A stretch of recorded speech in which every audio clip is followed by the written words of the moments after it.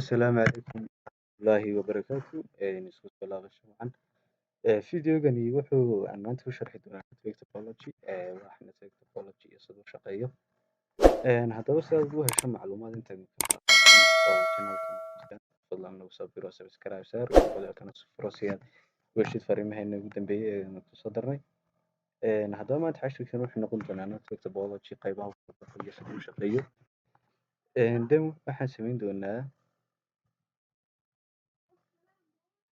network topology code. Network topology defines waxa lagu qeexaa the way which computers and printers and other devices are connected. Waa dariiqada kombiyuutarada, printerada iyo device-yada kale kala duwan ee routerka, switchka, hubka waxyaabaha dhan ay ka mid yihiin loo connect gareeyo ayaa loo yaqaanaa topology. Haddaba network topology describe waxa lagu qeexaa layout and wire and devices as well path used by data transmission. wax lagu qayaxayo kale inay waa xadhkaha iyo device-yadu si fiican inay u xiriirsan yihiin oo data transmission halkaas ka dhacayso.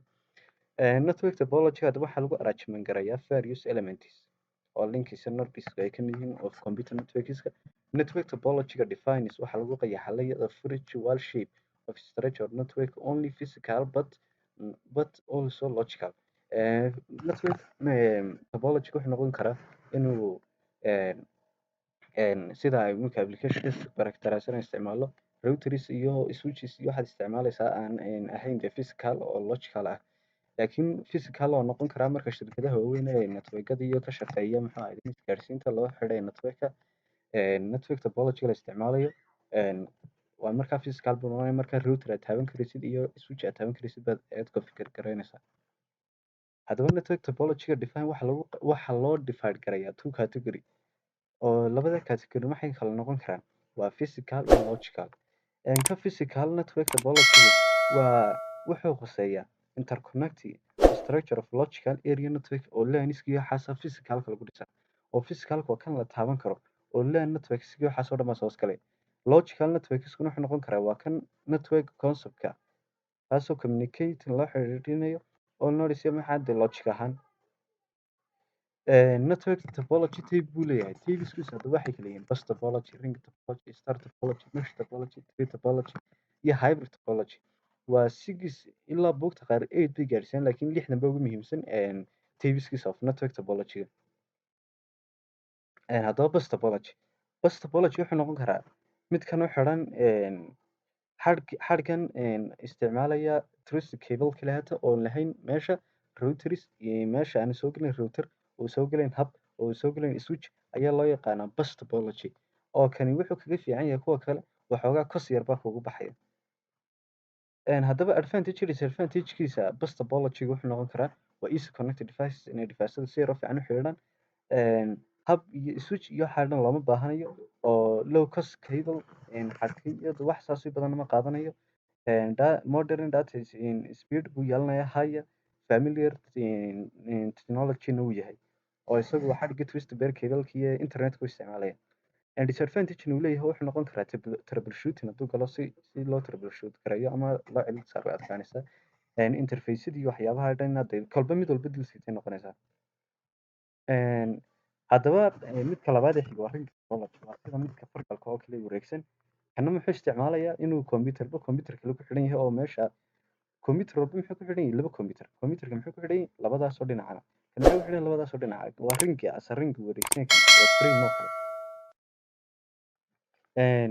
ring topology advantage disadvantagekiisa waxaa kamid ah advantagekiisa network management uu yeelanaya product availability uu yeelanaya inuu cost iyo reliability inuu cost wax yar dhan ka yaraadaan. disadvantage-ga hore uu la mid yahay oo troubleshooting-kiisa adkaanaya oo mar walba configuration difficulty iyo computerka ma cilad ku jirtaa mise inaad inta computer wada check garaysan noqonaysa hadduu mar troubleshooting kaa galo.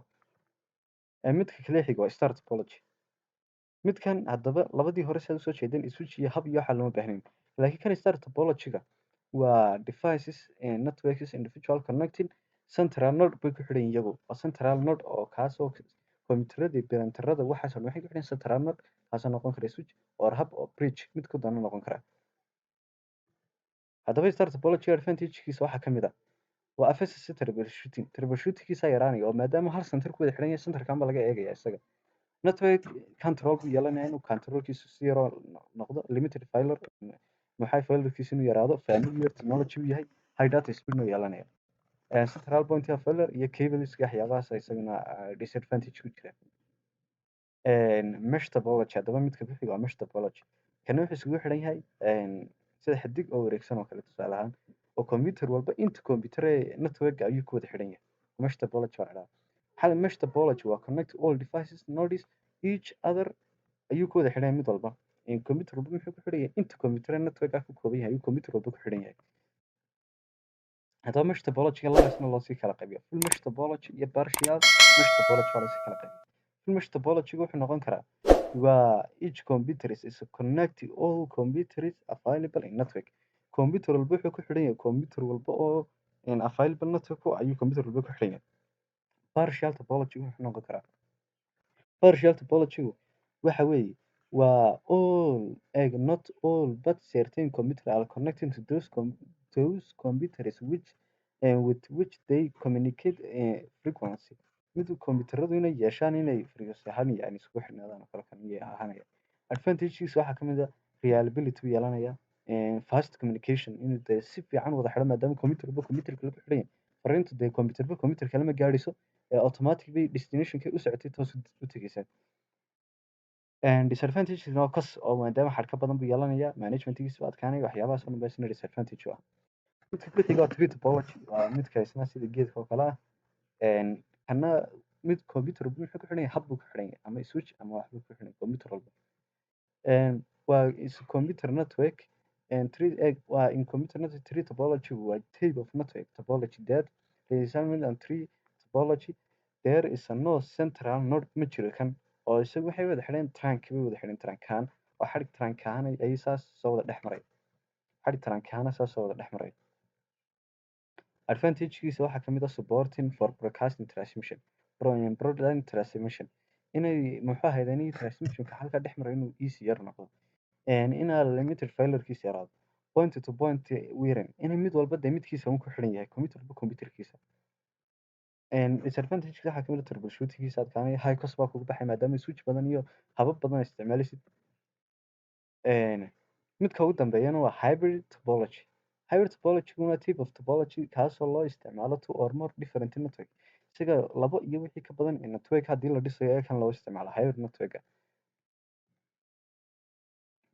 Hybrid network advantage disadvantagekiisa waxaa ka mid ah advantagekiisa waxa weeyaan waa reliability flexibility effective waxaa dhan ayuu advantage ugu ah.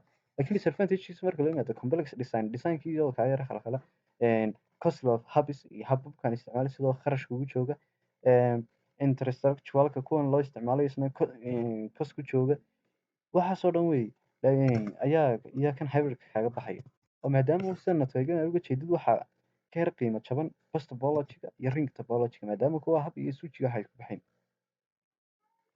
Shirkan intaas ku jooga network topology-guna waa sida qaab dhismeedka ay yeelan karto shabakad ama loo dhisayo markaa shabakad dhisanayso network topology noqonaya.